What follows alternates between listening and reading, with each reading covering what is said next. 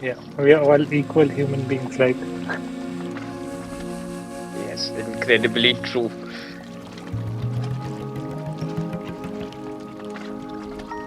A warm good evening, the Powercasters, and today we have with us an extremely special guest. He is a part of the family, someone who never ceases to inspire, an entrepreneur, and also the member of the Sokagakai International, and someone who's really been a guiding force all this while, a good friend, a mentor, a guide. So, okay, here we begin. So, Mr. Ashish, welcome to the podcast. It's called Power, and thank you very much for signing to do this. So, kindly just give your first word.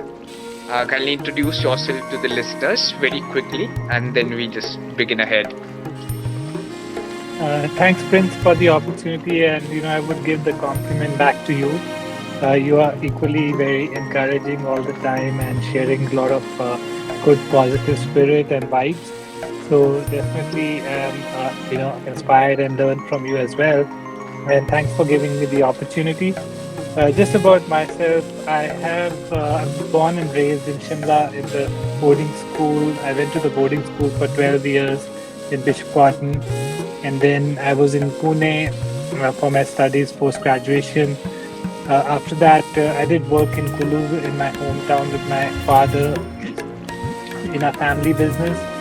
And since then, I've also traveled outside Kulu, and basically was in India for some time for my career, and then traveled to US with family with Priyanka and our daughter Naisha. So now we set up this company called KATBOTZ, and that's where trying to do some more amazing things. And I can tell you more about it as we go into this conversation. But that's a little bit about myself, Prince. Wow, it's immaculate. And also, first and foremost, the first things first, I would like to ask, what according to you is power? I think power is something, according to me, is something that we all need to be very. I mean, until now, I feel like it's been taken in the wrong connotation in a way that where people will try to be like more powerful than others and try to like misuse the power for the most part. But I feel it needs to be used as a force for good. More than anything, I feel like the word power itself will continue to derive that connotation, the negative connotation, because of the fact that it has been used so much like that. But I do also see it in a positive light that, hey, from going forward, right, we got to think about using it in a positive way to bring about the change that is really needed. So I would substitute the word power for more for influence. Oh, wow, that's a good word again. And also, if it's used in the right context, so it's always good, it's always beneficial. So as you even mentioned, Shimla, like your growing up, your May days, like your formative years has been spent in a boarding school, a life filled with discipline and actually a lap of nature. So how was it growing up in Shimla and around the hills? I mean, I feel like there are a lot of good things that I've learned growing up in the close knit community of Himachal, especially like I was raised in Kulu in my initial years of my life, and then of course in the boarding school, got to meet a lot of awesome people, and got to also learn a lot of good things from all of them, and how we can really be selfless and be really. It's not about the money or about the social stature and things like that, but it's more about the real things, about how we can be a good human being, and there's more to life than just the materialistic things.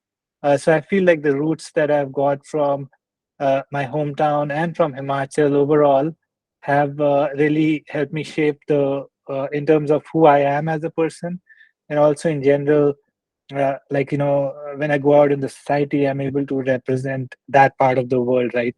So I'm thankful to have such a solid backing of my friends, my relatives, and everyone back home. So really thankful for that. I feel growing up in the boarding, I got to meet also a lot of people from different backgrounds and different parts of India. And some people were also from outside of India. So got to learn a lot from them, got to have like a good big network. And also there was a lot of fun times, right? When we were in Shimla, like going to the mall and meeting people and things like that. So I feel fortunate to have been born in that part of the country and really get to be with so many awesome people. It indeed is a privilege and a fortune to be like in the best in the lap of nature. Of course, that's so great, and you vividly described your connection with the roots, and that's actually what matters most. So, like, I still remember initially, like, in our very first meeting, so you used to talk a lot about mind power, used to talk about focus, and used to talk about Buddhism too.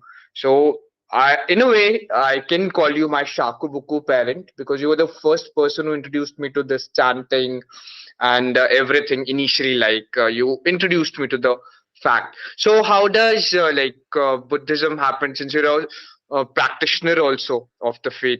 So, how it just like how it happened? Tell us about it. Yeah, so yeah, thanks to another person, like her name is Akanksha Sood. She's from Shimla, and of course, the community which is there, like throughout the globe. So got to meet them during a point in time when I was going through my own kind of struggles with understanding how life is and what we should do and what are the right things to do in life and how we should live our life so we can really fulfill our dreams, right? So I was a little confused in life, and I felt like there was not too much clarity on in terms of how I should be living my life. But like when you don't know something, then it's still like ignorance is bliss, right? So you live your life the way you see what is fit. So you borrow things from here and there. Of course, being born into a Brahmin family, I was always close to, the prayers and the spiritual things, and always like good upbringing. But it was also muddied by the realities of our life. Where when you go out in society there are certain things which are acceptable may not be right things all the time, like when we talk about the karmas, it's about our thoughts, words and actions, and human mind is very fickle. It will go from one place to the other very quickly, and then whatever we feel like it is right thing according to our own things we want in our life, and we'll continue to do those karmas, right? But like they say, right, the karmas also catch up on you. So each and every thought, word, and action is kind of shaping up your destiny. That's what I learned when I joined this Buddhism, right? Of course, the philosophy is there in Hinduism and other places as well, right? It's all about like what are the causes we are making on a day-to-day basis. So when I was introduced to SGI, the Soka Gakkai, which is a Buddhist, a lay Buddhist organization from Japan, I learned this a bit more deeper, the concept of karma, which is thought, word, and action. And the philosophy or our mentor, Dr. Daisaku Ikeda, right? I mean, there are a lot of text and books written, so I start to delve into it further. Then I understand, oh, okay, if I change myself, I can change the environment and bring about the positive change not only in my life but in the lives of others. So that concept kind of stuck with me because I was at a very low. I started to experiment with that, and everything started to change in my life in terms of my relationships and in terms of how I was dealing with people and in terms of my career and what I was doing on a day-to-day basis in my life. And also it was like the philosophy basically says that all of us have the Buddha potential. Like within us is that inherent goodness, and it also exists in everyone, right? So it's not just in us, but everyone. So when you start to live your life according to that positive kind of a guiding light, then you always make the good causes, right? And you're not doing the bad things. And of course, you cannot change overnight. So it takes time. It's a process. So you continuously every day are self-reflecting and bringing about a change in yourself and thereby affecting your environment as well and also helping others in the process. So that has been since 2006 I joined the organization. I've taken like a lot of responsibilities there to help others also. I feel like in the past over 18 years, there's been like tremendous amount of benefit and change I've seen because of that, and it's more about the inner reflection than about anything else. So yeah, thankful to be part of Super Kai, and really thankful to have an amazing mentor like Dr. Daisa Kuikeda. Oh, amazing. Rightly said. I resonate with every word said. And even like you were one of the first person who introduced me to consulting, like what consulting is. And if we actually talk about your profession and you were quite experienced in your field and now you have like a wonderful venture of your own. So like tell us about your professional journey. Yeah, so since I was with my father and I was running his business in Kulu, I was also had my dreams, like I wanted to go out of the country and do things, something outside. Somehow, I landed up in consulting because that seemed like a the route that could get me outside opportunities outside of India. So I started to work very hard and sincerely at my job, and essentially, I was in IBM in India, and during that time, I was started to learn about consulting and got to work with a lot of the talented people in India. So I was there for about, I think, 3 years in India, and that's the time I got the opportunity to come to the US because of all the hard work I had put in over there. And there were like a lot of late nights or late evenings, you're working from morning 8 to evening 9, and you have like little time for the family, etc. Right, and maybe you get some weekends, etc.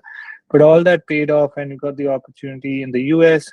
Even in US, then we got to work with a lot of these leading companies like the Deloitte and KPMG and IBM, and of course there were the further the clients who we worked with, and essentially part of those experiences we were able to learn a lot, right, and also make like a lot of friends and a lot of good things that happened during that time. So I'm very thankful for those experiences. Essentially, the consulting, right, there can be many things that you can consult on from a management consulting standpoint. The part that I was focused on is to bring about change in terms of how people were using the existing applications versus using the new ones. And I'm focused on finance side of things to help the corporate finance people bring about a change in their like the softwares and the way they're running their business. So most recently, like always, since I was from the business background with my father, I always wanted to continue to do that and have my own business. And even as a child, I always wanted to have my own business. So when we got to I got my green card recently. I thought it was time for me to then pursue my dream. I was already 45, and I was not going to get younger any day, right? So it's really a forward moving process. I said I better make use of the time right now and jump into the venture. So last year we started the business, and basically have four divisions within the business. One is business consulting, the other one's tech innovation, there's recruiting, and there's also education. So in the first year, we've been able to do some of the client work with one of our very good clients. And then also we were able to create our own website. We placed about 5 people, and we've been mentoring and coaching a lot of people in terms of them being able to take off their journey in consulting or other areas of business and management, right? So that's where we are at, Prince. But if you have anything you want to delve deeper into that, I would love to answer those questions. Oh, great. That's actually so nice. And it is actually wonderful to be the part of it. It's a lot of learning involved. So, what's the vision like you have with CATBOTZ, with consulting, with the work you do, with all your professional and personal goals? Like, what's next? Because it's such a big thing already. It's great, and you're working so passionately. So, what's next? Like, what can we expect? Yeah, I would say it's a very starting point, Prince, frankly, and thanks for always being encouraging. Like we've got only one customer so far, but my vision is also we want to hit 5 million in sales this year and continue to grow the business, right? I mean, that's a very specific, tangible revenue goal. but ultimately I want to create an organization which truly respects customers and the people they are working for the organization, and give them the ecosystem where they can grow and thrive, so that's one part of it. Obviously, we want to make sure that everyone is fairly compensated for the efforts that they're putting in. The other thing is, this is going to be an organization which is going to give back to society. We want to contribute to education and healthcare, and maybe other issues that are going to support our communities. Both in the US and in India and other parts of the world if we grow to that extent, right? So that is the end game. But of course, we got to continuously work towards generating the profits so we can then reap back the profits into the society and bring about a positive change and leave the world a better place, before we leave from here. Oh, great. More power to you for this. And also, I would like to ask, what's the secret sauce behind this extremely wonderful, resilient, and so exuberant life force? Like you're constantly passionate, you're working, and you are actually doing a lot of things. So, what's like, what keeps you going always? I think the main thing is your passion and your determination, right? There are going to be challenges, there are going to be setbacks every day we're going to see in our life, but we got to have that resilient spirit. I think the main thing is what is your spiritual beacon, right? Where are you really looking for inspiration? What are you reading on a day to day basis? So I do go back to SCI philosophy. I do go back to my mentor, Dr. Daisa Kuitera, to look for that kind of inspiration. But in today's world and time and age, right, we all got to have some beacon with that can guide us. So that's one thing. If your head is clear and you know what you want to do, you can definitely pursue that passionately. There are going to be setbacks, but you got to again go back and refresh yourself. There are going to be challenges every day, but you got to see, like, what is possible, what's not possible. And of course, I do make sure I'm working out every day. I do make sure I'm eating healthy, and thankful to Priyanka, who's my better half. So, she always takes care of us really well, making sure we are eating good, healthy foods and everything. So, I think it's a combination of all these things. And I'm also thankful for an awesome network around me who's very supportive and encouraging. People like you, Prince, like who are always there to, keep on encouraging you, even though it may be a dull day or maybe things are not going that great.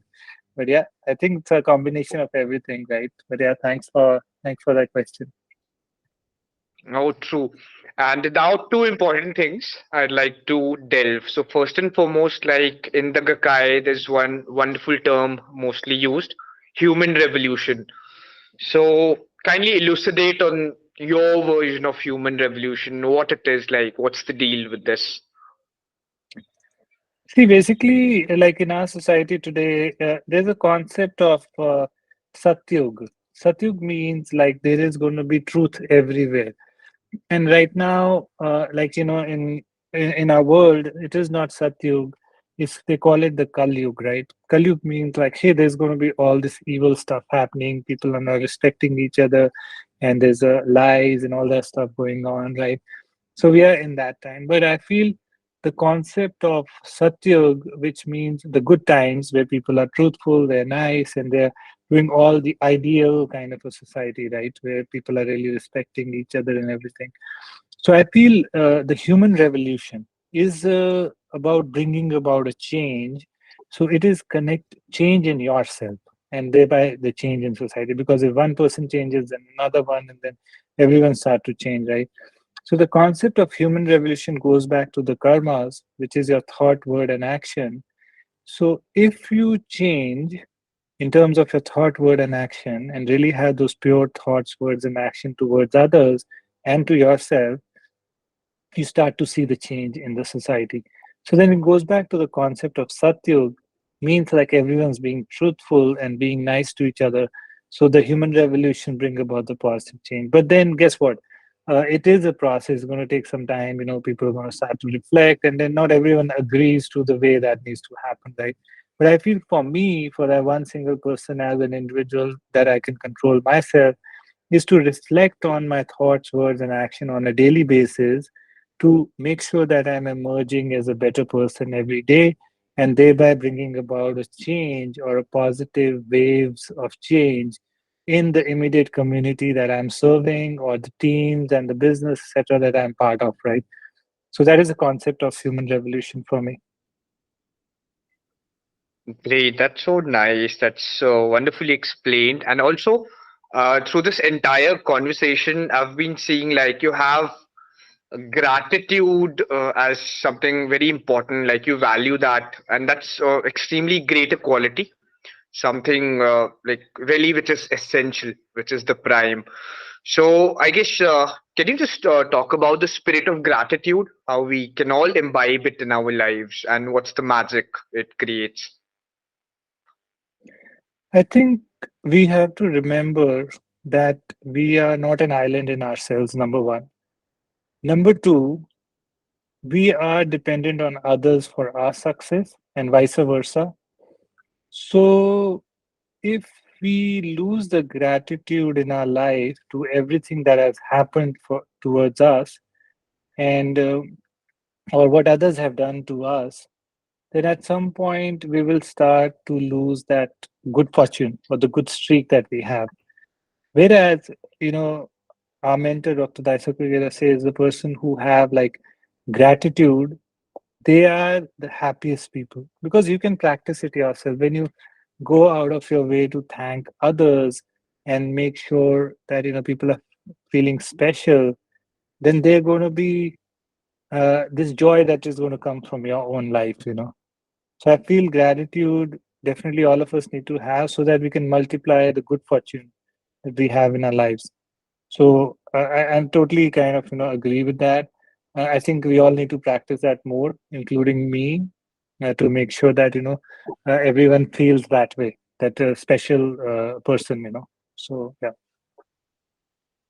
Wow, that's so firmly reassuring. That's really true. It's extremely great, as clear as water.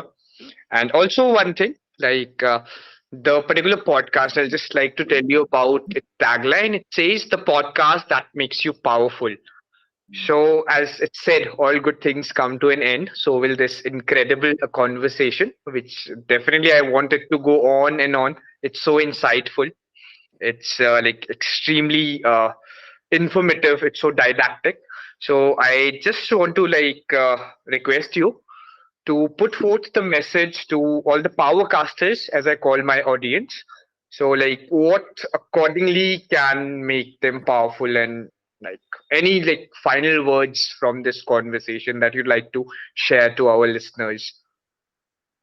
Now, first of all, thanks, Prince, for giving the opportunity and this initiative, right? And your passion and energy is definitely going to take this places. So my only word or thoughts would be that let's continue to put the efforts towards making our world a better place. Don't give up in front of challenges, and you know every drop in the ocean counts. So let's create our communities, our circles, you know, in a better way, so that we can, you know, create that positive change in the world. You know, so all of us count towards that, and let's make it happen. You know, Oh, yeah, great. that's it. We surely. Yeah. Yes, yes. Please carry on. No, that was it. It's so incredible, and more power to you always. And let's do it more often. This certainly is first of many. And good luck with everything. Like my prayers, and I'll surely be chanting for you as you chant for me. That even you kind of accomplish all your dreams. You have a great year. Thanks, Prince. Same to you, and thanks for the opportunity. And I look forward to talking to you soon. Great. So with this, we'll wind up.